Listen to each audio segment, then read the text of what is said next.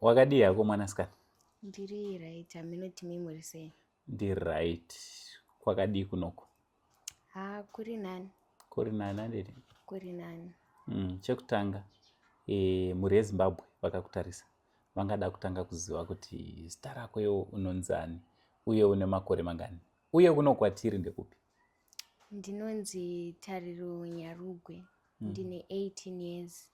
Kuno Kadoma Victory Park. Alright. Tariro, ungatitsanangura kuti dambudziko razoita kuti tisvikewo panapa dambudziko uye rakatanga rini sei? Ndine kidney failure. Yakatanga ndine 13 years. Ndaidzidza kuboarding school kumusengezi high. Kwandaidzidza. Saka ndakatanga ndaizvimba muviri wese. Face nemaoko. Saka umwe musi ndakazongomuka ndakazvimba makumbo kuchikoro. Ndobva ndaenda kuofisi. Ndabva ndanotaura kuti ndida kuenda kumba ndifonirewo mama. Igore ripi ro?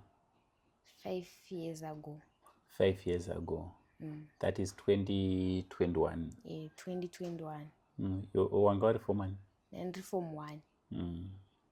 Ndobva mamovha watoyozonditora ubva kuchikoro. Ndobva tatoya kuno tikaendawo kuchipatara. Ndobva ndanzi ndine problem yemwoyo. So from there tikabva taendeswa tikarifewa kuKwekwe. From Kwekwe tikabva tazoenda kuGweru. Saka handizoti chikazoitika ndikazongomukira ndakuICU but kuHarare. I think ndopanga ndatobatwa kunzi ndine kidney failure. Ndobva ndazoiswa catheter iyi. Saka ndoya ndinoshandisa for dialysis yacho. Alright. Dialysis ndoita ka2 per week. Alright, saka unoitira kupi?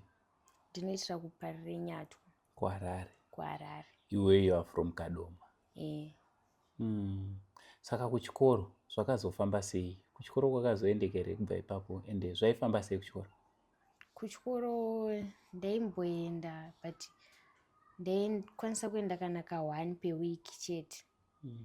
Saka ndakapedzisira ndazongosiya ndakazogumira munzira because ndaitadza kuenda kuchikoro kwacho nekuti ndaingorwara. Saka ndakazogumira munzira.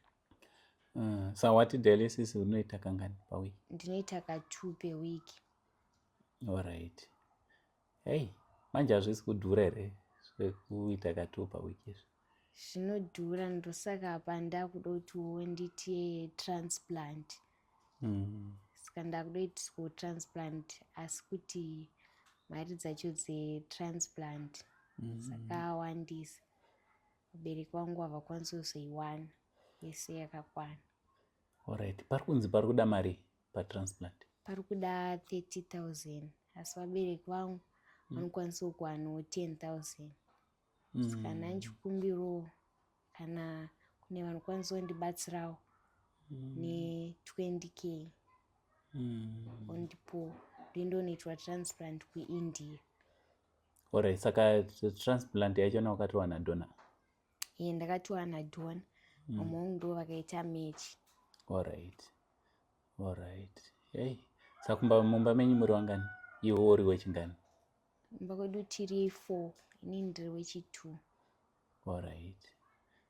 Yeah, so upenyu hwakamira sei chitarisa kuti watova nemakore anosvika kuma5 years une dambudziko here every week uchinoitwa dialysis ka2 kuPari. Upenyu hwakamira sei kumba? Nenguvawo nopedzera wazongo adjust but haunganzi upenyu nekuti zvinhu zvakawanda zvinoitwawo nevezera rangu handikwanisi kutozviita. Kusanganisira kutoenda kuchikoro ende handikwanisi kufamba malong distances. Ndine certain diet yandinofanira kunge ndichidya. Handinofanira kuenda pane vanhu vakawanda, vanhu pari crowded. Kuchecha utoende? Handitoendi, ndinozoita mainfections. Hey. Yeah. So uri kuti kudii? Kune vanhu vakakutarisa kutaura kuno, thousands of people. out there, some in Zimbabwe, some out of Zimbabwe, vari abroad. Unoda kutiwo kudii kwavari? Ndoda kutiwo kana kune vanokwanisawo kundibatsirawo ndokumbiraiwo mundibatsirewo ne20k ndikwanise kuendawo noitwawo kidney transplant ndikukwanisa kurarama upenyu huri normal, upenyu huri right sevana vezera rangu. Unonzwa sei kuti hautokwanise kuita uri limited zvekutoti haukwanise kuenda pamwe unenge uchitoda kutoenda kuchechi panoendwa kuchechi unenge uchida kutodii yet you can't? How do you feel? Vamwe vari kuchikoro vazogumira form? Ndazogumira form 3. How do you feel? Zvinhu zvinondirwadza, Zvinokudya mwoyo? zvinondidya mwoyo. Alright. So phone number kune vane vachida kubatai nemadetails zvakamira sei? Kune vanenge vachida kuzotibata tichaisa nhamba pasaspefidio. Handiti? Alright. Hama dzangu ndofunga muri kungozvinzwira nekuzvionera. Mwana ake ajaira kusekerera, ndofunga muri kumuona ari kungosekerera zvake, but honestly speaking, for the past 5 years upenyu hauna kunge wakamupfavira, but tikabatsirana nawo kutsvaga target yedu tongoisa pa30,000 because 20 yachona ndanga ndichitaura nawo kuti 10 yachona yamuri kuti muchatsvaga yavepo haitoripo, iri kutoda kutoti itsvagwe. So tiangoisa target ye30,000 USD.